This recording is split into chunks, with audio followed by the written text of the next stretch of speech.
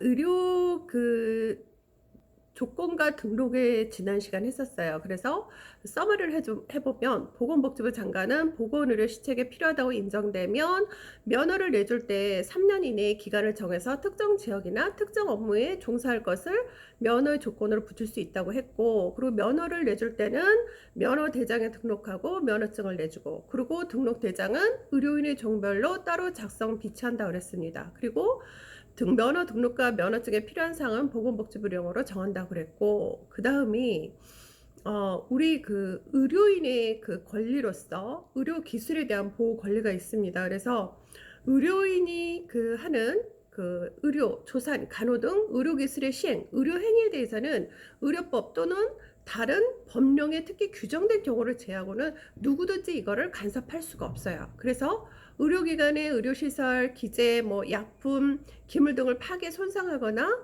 의료기관을 점거해서 진료를 방해해서는 아니 되고요. 이를 교사 또는 방조해서는 아니 됩니다. 그래서 이를 위반하면 의료법 중에서 가장 무거운 벌금과 징역에 처하게 되죠.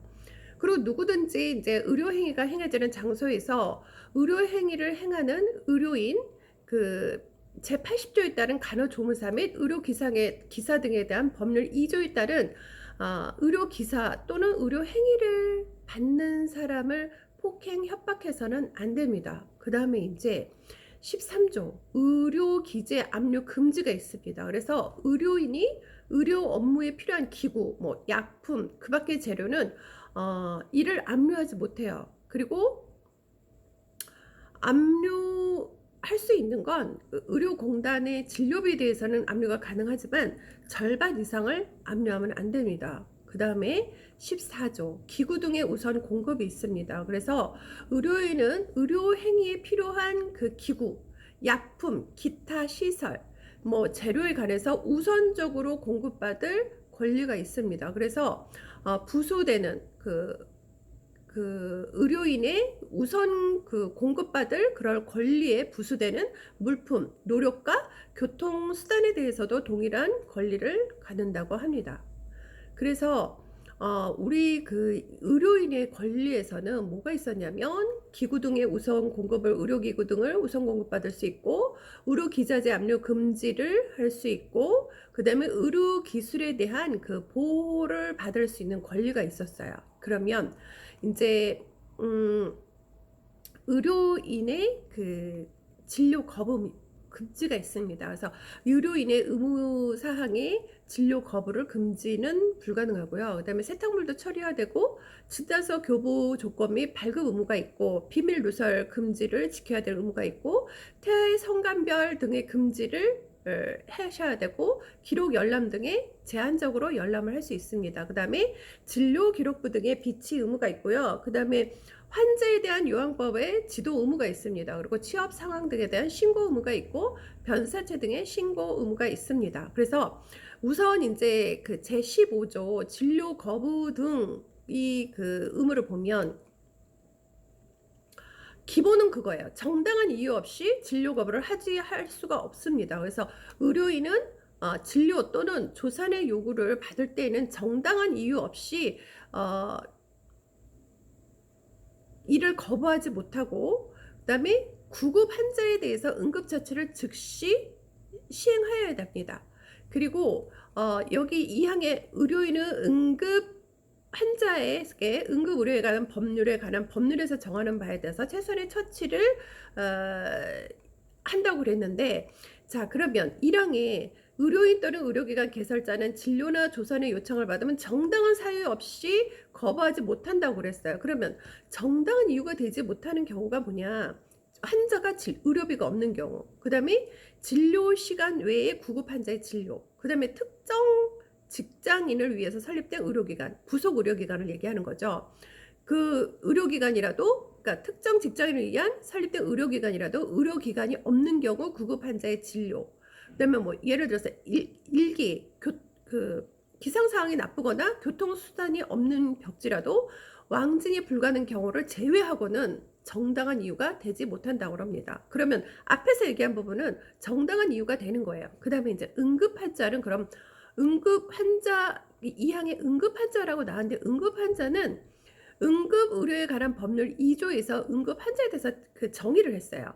어떤 거냐면 질병, 분만, 각종 사고, 재해로 인한 부상이나 기타 위급한 상태로 인해서 즉시 필요한 응급 처치를 받지 아니하면 생명을 보존할 수 없거나 심신상의 중대한 위해를 초래할 가능성이 있는 환자 또는 이에 준하는 보건복지를 정하는 자를 우리는 응급 환자라고 얘기를 합니다.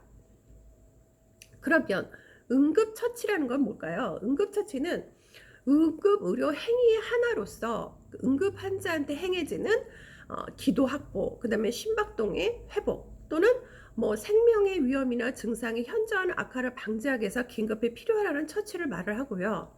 응급의료 금지라는 것은, 그러니까 응급의료 거부 금지는 응급의료 법률 제6조에 있어요.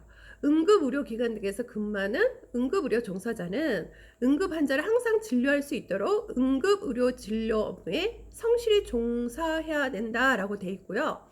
응급의료 법률 제10조에는 응급의료 종사자는 정당한 사유 없으면 응급 환자에 대한 응급의료를 중단해서는 아니 된다라고 돼 있습니다.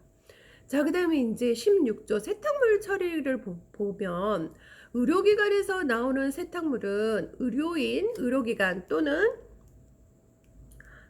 특별자치시장, 특별자치도지사, 시장, 군수, 구청장에게 신고한 자가 아니면 처리할 수가 없습니다. 그래서 우리가 그러면 의료기관에서 거꾸로 발생되는 세탁물을 세탁 가능한 사람은 의료인, 그 다음에 의료기관, 그 다음에 뭐 신고한 사람이죠. 그래서 제 2항 보면 16조 2항 보면 세탁물을 처리한 자는 보건복지부령이 정하는 바에 따라서 위생적으로 보관, 운반, 처리를 해야 됩니다. 그리고 보건복지부령으로 정해져 있죠. 의료기관의 개설자와 의료기관 세탁물 처리업 신고를 한 자는 세탁물의 처리 업무에 종사하는 사람에게 감염 예방에 대한 교육을 실시하고 그 다음에 그 결과를 기록하고 유지해야 됩니다. 그리고 세탁물 처리업자가 재개업을 하려고 하는 경우, 그러니까 즉 세탁물 처리업자가 보건복지부로 정하는 신고사항을 변경하거나 영업을 휴업, 1개월 이상 휴업을 얘기를 하는 겁니다. 또는 폐업, 재개업을 하려고 하는 경우는 보건복지부령에 따라서 특별자치시장, 그 다음에 특별자치도지사, 시장, 군수, 구청장에게 신고를 해야 되는 겁니다. 그리고 세탁물을 처리하는 자는 시설, 장비 기준, 신고 절차 및 지도 감독, 그 밖에 필요한 사항은 보건복지부령으로 정해진다고 돼 있어요. 그래서 우리가 의료기관에서 발생하는 세탁물을 처리하고자 하는 누구에게 신고하는가? 그러면 보건복지부 장관, 시도지사, 국립보건장관, 시장, 군수, 구청장 뭐였죠? 시장, 군수, 구청장에도 했었고요. 그 다음에 시도지사 앞에 얘기했었죠. 시도지사, 특별자치도지사, 특별자치시장에게 우리 신고한다고 하였습니다. 그래서 우리가 의료법 몇 조서부터 제가 했냐면요. 11조는 간단히 서머리를 했고요. 12조에서 지금 16조까지 했습니다.